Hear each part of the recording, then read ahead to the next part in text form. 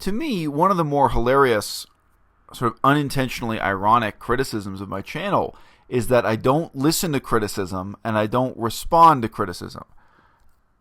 I don't know any other channel in the Vegan Demi-Monde that spends more time than I do listening and responding to criticism. And that complaint was leveled at me, for example, in the context of my dispute with Unnatural Vegan, which is a dispute about the nature of the domestication of animals, castration of pet dogs, that kind of things.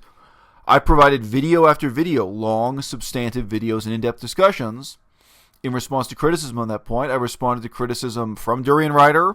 You can look at how many videos I made in response to those criticisms. Even the Nina and Randa thing. I mean, I think I've one video in response to my presumed critics on that issue. It's ridiculous to me that people say that, but above and beyond that, I do actively seek out criticism, and I get it, including from my Patreon supporters, people who paid the $1 to support me on Patreon. Now, there's another kind of hilarious, unintentional irony there, because a guy you may have heard of called the Vegan Cheetah, he has repeatedly claimed that my Patreon is only full of people who agree with me, that there's no dispute, that there's no debate, or what have you. Now, what Charles is doing there is really very insincere. You can actually hear Charles in videos on my channel. I guess most of them are on listen now. And in the podcast he did with me, that he doesn't actually have anything against people using Patreon. This is, for some reason, a pose he's adopted, I guess, just to generate controversy out of thin air. But he doesn't actually have any moral opposition to using Patreon as opposed to any other website for socializing with your followers, which is what it is, in part. I mean, it's in part a way for people to actually support me financially because I need the support. And it's also just a way for people to interact with me, people to talk to me. You know, people talk to me right now. I'm streaming this right now on YouNow. I talk to people on YouTube, and I have a huge number of videos which are me talking to people via Skype and then making those into podcasts or videos. So anyway, of all the channels to criticize on this front, one of the things I've always said to people is, don't act like it's hard to find me. Everybody who's wanted to criticize me, including Jeff Nelson, has had a very easy time getting in touch with me and criticizing me. I may or may not think their critiques have merit, but I hear their criticisms and I respond to their criticisms. I don't think Jeff Nelson is happy about that, actually. Jeff Nelson's wife actually made a copyright complaint against my video in which I call Jeff Nelson a jerk. And to me, that was hilarious. And by the way, YouTube dismissed her copyright claim. I thought, like, so what's the merit to the claim? Is the point you married him, so you invented this? You know what I mean? Like, hey, who are you to call my husband a jerk? I invented this. You're violating my copyright. I've got a copyright on calling Jeff Nelson an asshole. You know, like. But she did. Jeff Nelson's wife made a copyright claim against my video that was discussing my, extremely shallow conflict with Jeff Nelson. But in all those cases, I heard criticism and I replied to criticism and engaged, whether it's deep enough for you or shallow enough for you or whatever. I engaged in different kinds of debate with my viewers and with people of other channels, et cetera, et cetera. So,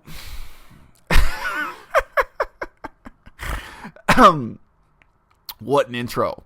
Anyway, I guess I'll just, before I get on to the main topic of this video, it is insincere. A lot of what Cheetah does is insincere. He's lying and he knows that he's lying. The stuff he says about my court case, the stuff he says about my private life, the stuff he says about my divorce and my family life. He has lied about many, many things. Things he says about my love life. And he knows that he's lying.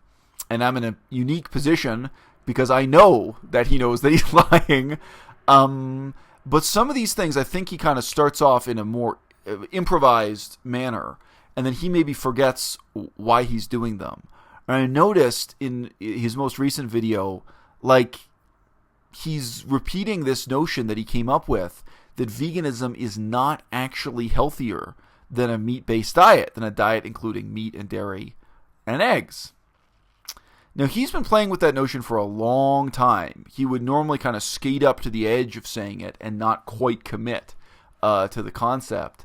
And, he also very vaguely suggests that it is unscientific to suggest that, to claim that veganism is healthier than a standard diet based on meat, dairy, and eggs.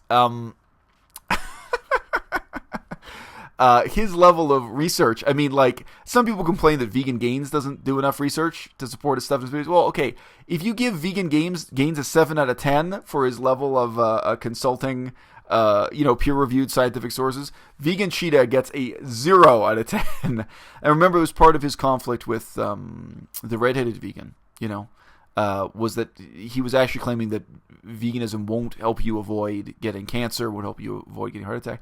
And I really don't know, that kind of thing, where does it come from? I think on some level, he just spontaneously, in a matter of improvisation, he comes up with something like that, and he gets positive feedback from his audience. I mean, I guess for that one, on some level, maybe he wants the argument for veganism to be purely ethical, to not be health-based or what have you. But then he pretty soon forgets why he said it in the first place. Like, sorry, why are you actually claiming that a diet including eggs and cheese and meat is healthier than a vegan? What's the basis for that? It is not hard to refute that claim, and Cheetah, if he did any fact checking whatsoever, he could refute his own claim. But he's not into that. So in the same way, I mean, I think at some point he just came up with this idea that he could insult other vegans on YouTube, that he could say they were fake activists and so on, by saying that they're on Patreon and therefore they're morally inferior to him. And again, when he talked to me privately, he never felt that way. When he talked to me publicly in videos on my channel and on the podcast we did together, he was totally supportive. He thought it was a totally good thing. And I mean, again, maybe I wonder, maybe there was an impulse that made sense there at some early stage and he's just forgotten what it was. Like, maybe at an earlier stage, his point was that people who claim to be doing activism on your behalf are doing something immoral. And that was the case with, so someone just mentioned the example of that vegan couple. And in the old days, I remember the old description from Vegan Revolution, where he was saying he was going to do some kind of edgy, in-your-face activism with your donations.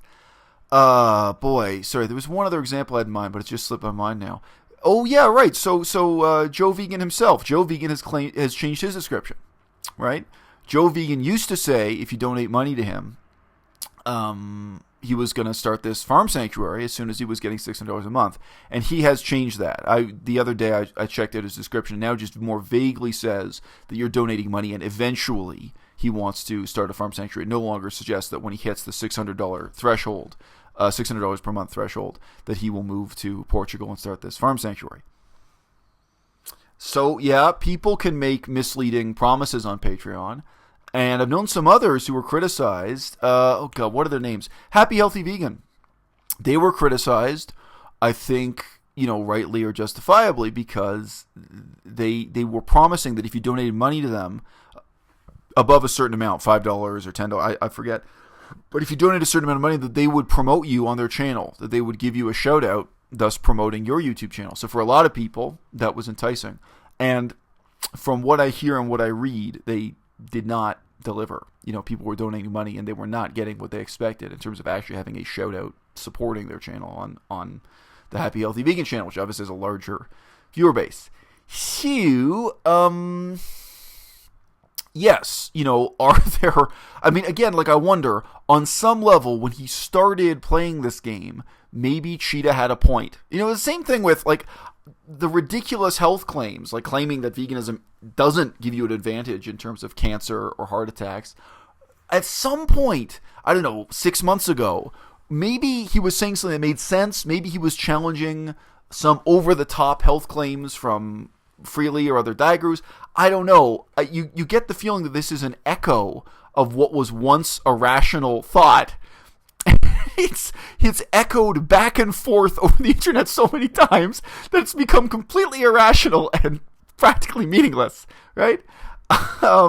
In the same way, whatever his criticism was of Patreon as a website or as something that vegans do, maybe at one point he had a specific criticism that made sense, whether it was for that vegan couple or for Happy Healthy Vegan or for somebody, but his criticisms do not make sense when applied to me, and he does like to repeat them again and again. I don't know how many times he's made this argument that somehow what I'm doing on the internet is evil because I have a Patreon, and in his opinion, I don't respond to criticism. Now, in this very video, you're about to see me respond to some criticism or some contrasting disagreeing beliefs. But actually, so what? I have way more than 400 videos on my YouTube channel.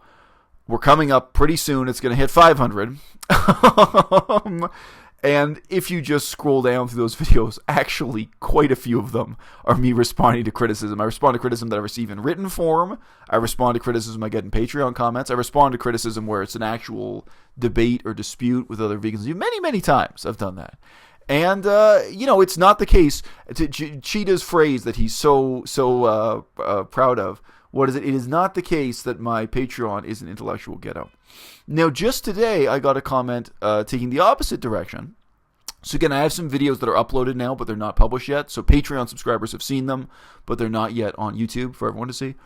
But I have a video up, and someone within Patreon wrote to me and said, look, why do you even spend the time replying to your critics?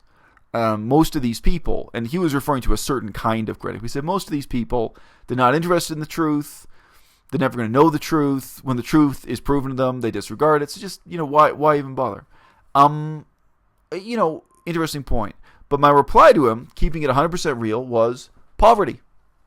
If I had more money, I wouldn't reply to some of this criticism.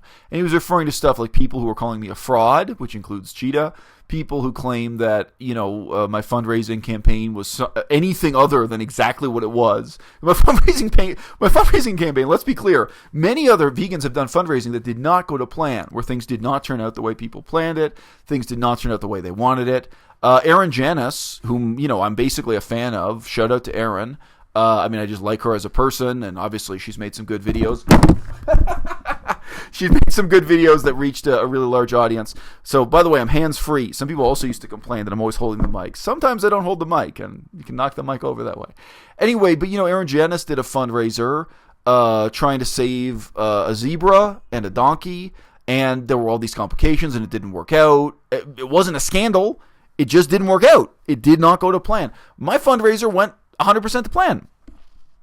Raised the money, paid the lawyer, got the paperwork going. There's a lot I can complain about, but, lawsuits or whatever you say. It's not even a lawsuit. Legal cases are never fun, but, whenever people say what happened to the money, what happened to the money is exactly what the fundraiser said would happen to the money. So anyway, to me, that's ridiculous. But the question was asked, why do you even bother replying to these people? Yeah, fundamentally my reason is poverty. And my reason for being on Patreon is poverty. It is interesting. Cheetah doesn't really ask this question, but he asks about some of the more successful YouTubers. Why are they on Patreon if they're so wealthy, if they're so successful, if they have so much income? In some cases, that may be a worthwhile question. With Durianrider, for years, he was saying how wealthy he was. He was saying that he lived like one of the richest people in the world. He had some caveats in there, but he would say that he had a better lifestyle than doctors and surgeons and lawyers. I just mentioned Durianrider would really make a great show of how wealthy and successful he was, and he would have himself filmed getting into I think a Lamborghini or a Ferrari, some very expensive car. He represented for so long that he had more money than he knew what to do with. And then Durianrider opens a Patreon asking for your donations. Well, it's a bit odd. It's a bit questionable. And if he just said he was broke, I'd understand it and I wouldn't have any questions. So yeah, sometimes there are questions there. In my case, currently my income is zero. I have absolutely no income. In a couple of months, I'm supposed to be starting a new job in China, being a teacher on a university campus. If you want to say that's a university professor, you can.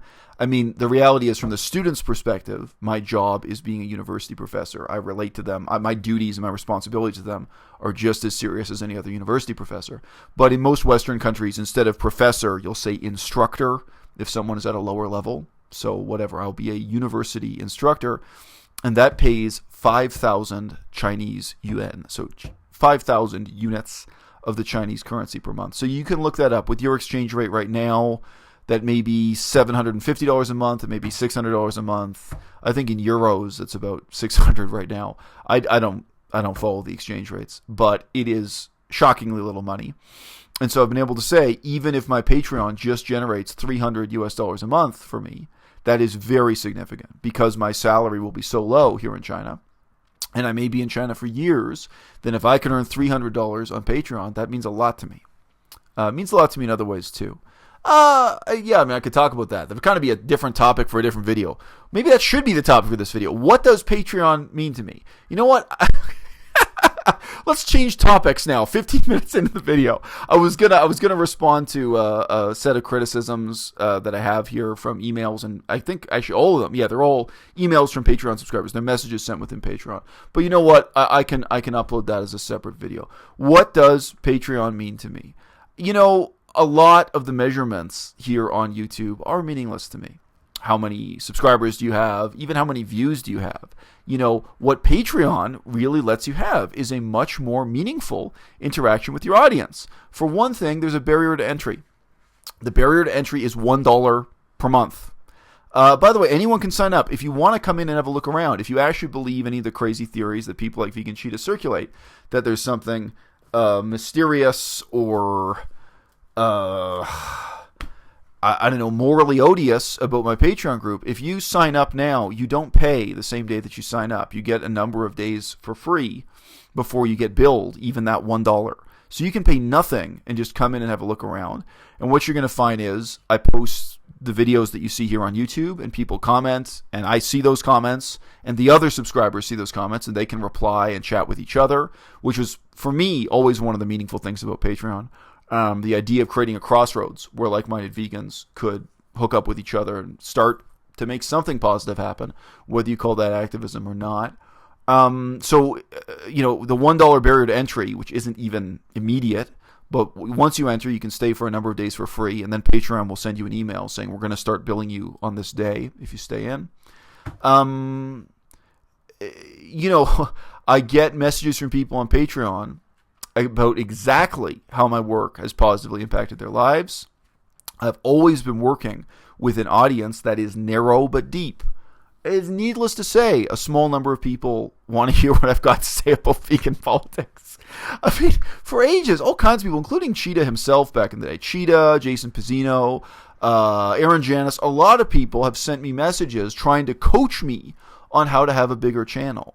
And one of the things I've always said, challenging them in response, was, how big do you think this channel can really get?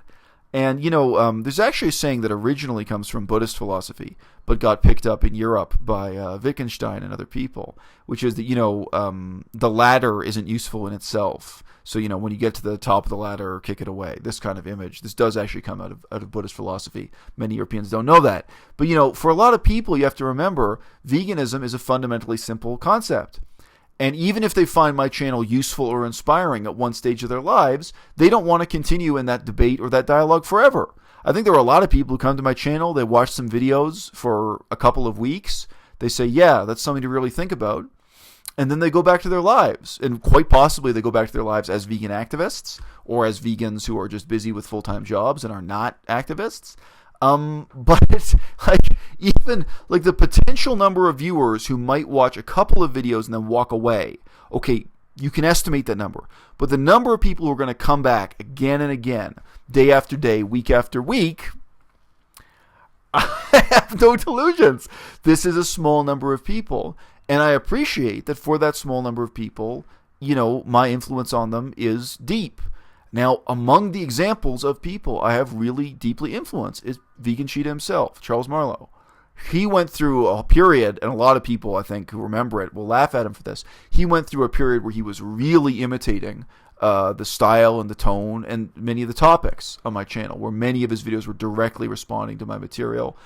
He's still picked up some of his vocabulary, some of his turns of phrase. You can tell he's imitating stuff he's seen on my channel. He's influenced by it, consciously and unconsciously. And he changed everything he was doing in his life dramatically. He enrolled in university. He decided to go back to school because of some things that he saw me say on my channel. And I think the videos are still up where he talks about that dramatic change they made in his life. Guess what? He's not the only one. I mean, there are a lot of people who have had that kind of meaningful impact on their lives. So Patreon opens a door where those people can impact my life, and, you know, in a meaningful way. it's $1. And again, there's nothing nefarious about it. If you look at the comments section, like in terms of there's an open comment section on Patreon where, people chat, and it's not completely open to the public, but any of the other members can see it. And then also they have the ability to send me private messages. And I do get really meaningful private messages from people frequently disagreeing with me, frequently criticizing me. You can see that in the public comments as well. And many, many, many of my videos are replies to questions posted on Patreon, debates that have kind of happened within my Patreon page. So, I mean, the irony is, the reality of what Patreon is for me is almost exactly 180 degrees opposite to what Cheetah complains that it is. Because Cheetah's complaint is that I'm making a silo, that I'm creating an echo chamber, that I'm creating a closed intellectual ghetto where only people who agree with me can be heard. And nothing could be further from the truth. And as I say, if your complaint is that this channel doesn't spend enough time responding to criticism, I just got one message within patrons today, not really complaining, but suggesting to me that I was spending too much time responding to criticism, because I do. I respond to criticism, incredibly stupid criticism, claiming that I'm a member of the CIA, that I'm secretly trying to destroy veganism from the inside, criticism that, financially what I'm doing is a fraud, etc., etc. And I respond to some really meaningful criticism. So I guess right now, after I wrap this up, I'm going to record some comments on that. It's just been a debate lately. It started in the pages of my Patreon and is now on YouTube, about minimalism, the interaction between vegan and minimalism, and veganism versus minimalism. And in the past, as you guys know, there were the debates about pet ownership and so many topics, so many gray areas that, what is the status of wild animals and hunted animals? So anyway, and there you go. I've just spent 21 minutes responding to yet another criticism that I do think fundamentally is both stupid and misguided. But Cheetah, I guess it is just part of his act. Some of these things, as I said, with his comments on nutrition, the science of nutrition, and that his claims that veganism is not healthier for you than a diet that includes meat, dairy, and eggs. At some point, maybe he had some idea. Maybe he had some kind of incisive and critical point to make. But I think if anyone on YouTube is suffering from the echo chamber effect, it's him. Because he says that, and he gets hyped up. He really cares what his audience thinks about him. And if he gets positive feedback, even from meat eaters in his audience, if people are saying to him, yeah, you tell him, he gets positive feedback for any of these kind of memes he creates on his channel, he then seems to repeat them, trying to get that same positive reaction out of his audience. And he seems to forget why he was even saying it in the first place. Is there room for criticism of particular vegans, what they're doing on YouTube, what promises they're making, whether or not they're delivering this? Yes, absolutely. I'm sure that's very important. And I showed it at a channel, I can remember, 6 months ago, because they criticized Happy Healthy Vegan on that Happy Healthy Vegan were making promises they weren't delivering on. Sure, great. Does my Patreon fail to deliver on its promises? Nope. Unlike many other Patreon channels recommend that you donate as much as possible, and I do the opposite. I tell everyone to donate the minimum possible. I say, don't give me $10 a month, because then you'll be disappointed. Give me $1 a month. And, let's try to set the basis for a long-term, meaningful set of friendships. Because one of the themes I've come back to again and again on this channel is that I do think that all political activism, at bottom, it is built on friendship. It's built on relationships of trust and respect, and, you have to set up a basis for cooperation with people. And do I believe that Patreon can play a positive role in the vegan movement in that way? Yes, absolutely. And, the quality of interaction you get with people who have just made that commitment to pay $1 instead of $0, YouTube is free, is a huge difference. And I'm not the only one. I think there will be other people who are sincerely trying to build a constituency, trying to build a community. Let's use that word, community. Trying to build a network of people who can really cooperate and make something positive happen long term. And there's no doubt to me, Patreon is a very powerful tool. It's a very worthwhile website. And for anyone out here who's keeping it real, I encourage you to try to do the same thing.